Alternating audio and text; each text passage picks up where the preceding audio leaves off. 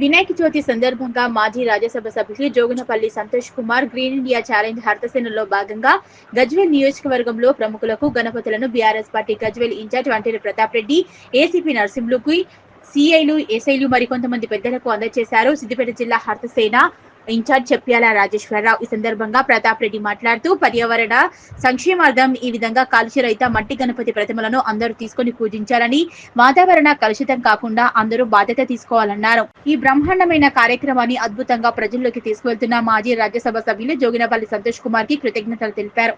ఈ కార్యక్రమంలో గజ్వేల్ మండల హర్తసేన ఇన్ఛార్జ్ రాచకొండ మహేష్, నవీన్ గౌడ్ తదితరులు పాల్గొన్నారు.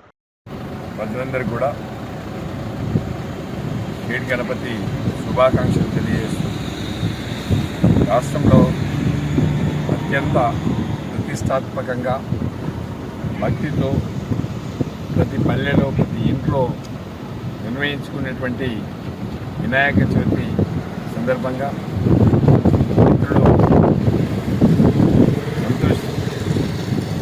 సంతోష్ గారు తెలంగాణ రాష్ట్రంలో గౌరవ మాజీ ముఖ్యమంత్రి కేసీఆర్ గారి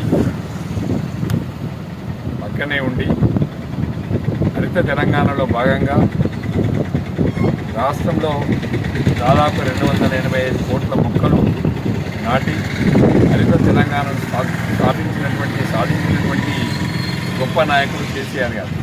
మరి కేసీఆర్ గారు వెంటనే ఉండి ప్రతి జన్మదినంలో, ప్రతి పండుగలో, ప్రతి మా మదర్ పేరు మీద, బిడ్డల పేరు మీద, పుట్టినరోజు పేరులో ఏదో ఒక రకంగా మొక్కలు నాటే కార్యక్రమాన్ని చేపట్టినటువంటి సంతోషరావు గారు ఇలా అన్ని దేశాలలో కూడా ప్రతి వ్యక్తి కూడా ఒక మొక్క నాటాలనేటువంటి సంస్కృతిని, సాంప్రదాయాన్ని సృష్టించినటువంటి వ్యక్తి సంతోష్ గారు.